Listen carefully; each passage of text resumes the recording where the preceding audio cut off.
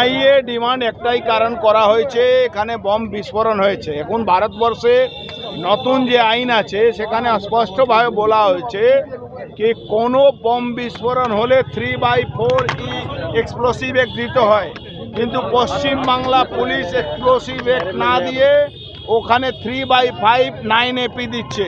তাতে কোনোভাবে এই বমটা ব্লাস্ট করেছে এটা শো করছে না, ওখানে বম মজুদ ছিল এটা শো করছে।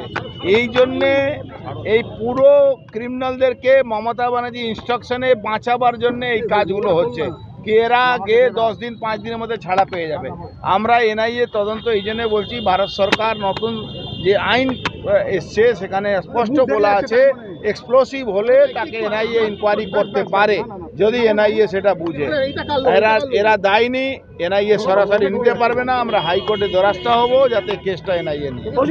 বাংলাদেশের বহু ইউনিভার্সিটিতে একটা বিকৃত ম্যাপ বহু ইউনিভার্সিটিতে ওরা টাঙিয়েছে। একটা ইংলিশ ডেলি পত্রিকাতে আজকের খবর হচ্ছে তুরস্ক থেকে এই সমস্ত জঙ্গি বাহিনীদেরকে ফান্ড করা হচ্ছে, এবং বাংলাদেশ যে বিকৃত ম্যাপটা করেছে সেই ম্যাপের মধ্যে গ্রেটার বাংলাদেশের হিসাবে পশ্চিমবঙ্গকেও তারা ইনক্লুড করেছে। এখন এই ধরনের জঙ্গি কার্যকলাপ সেটা ওইটার নাম দিয়েছে সালতানেতে বাংলা।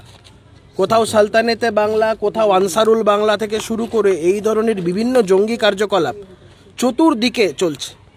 এবং আমাদের এটা আশঙ্কা যে এই ঘটনা, এই যে বিস্ফোরণ, এটা কোনো ছোটোখাটো বিস্ফোরণ নয়।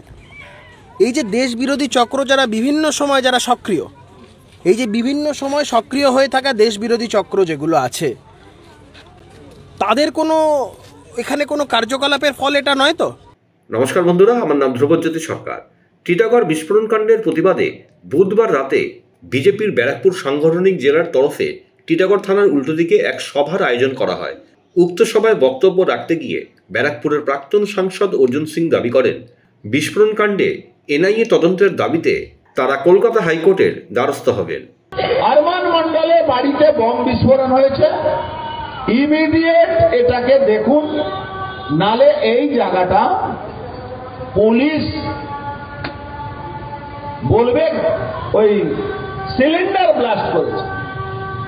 এই ফোনটা কে করেছে জানেন? আমি নাম বলবো, নাহলে চাকরি চলে যাবে। এই ফোনটাই ছবিটাও পাঠিয়েছে এই থানার একজন পুলিশ অফিসার। कि पश्चिम बंगाल में इस पुलिस व्यवस्था के तहत यदि कोई चुनाव हुआ तो ममता बनर्जी को हराना असंभव है, क्योंकि ममता बनर्जी के पास दो तत्व उनके पास है। एक तत्व है पुलिस तंत्र और दूसरा तत्व है गुंडा तंत्र। এই গোটা ঘটনায় এনআইএ তদন্ত হওয়া দরকার। তার কারণ হচ্ছে আনসারুল বাংলা, তথাকথিত সালতানেতে বাংলা এবং অন্যান্য যারা বিচ্ছিন্নতাবাদী সংগঠন, যারা দিনের পর দিন দেশকে দুর্বল করার চেষ্টা করছে, দেশকে ভেঙে টুকরো টুকরো করার চেষ্টা করছে, তারা বিভিন্ন জায়গায় বাংলার বিভিন্ন প্রান্তে ছড়িয়ে আছে। এবং মমতা বন্দ্যোপাধ্যায় হচ্ছেন এই রাজ্যের মুখ্যমন্ত্রী, হচ্ছেন এদের সবার অনুপ্রেরণা। এবং মমতা বন্দ্যোপাধ্যায়ের অনুপ্রেরণাতেই কখনো খাগড়াগড় বিস্ফোরণ, কখনো এই ধরনের ঘটনা, এবং বহু ক্ষেত্রে দেখা যায় যে ধরুন এই নিষিদ্ধ সংগঠন যেমন মনিরুল ইসলাম হচ্ছে তৃণমূল কংগ্রেসের ফারাক্কার এমএলএ, তার সাথে পিএফআই এর যোগাযোগ। শামশেরগঞ্জ ধুলিয়ানে দাঙ্গা করতে সেই ধুলিয়ান পৌরসভার চেয়ারম্যানকে একটা বড় ভূমিকা নিতে দেখা যায়। তো এই সমস্তগুলো দেখে যেটা এক কথা বলা যায়, দেখুন এখনও আমরা কথা বলছি, চাঙড় ভেঙে পড়ছে।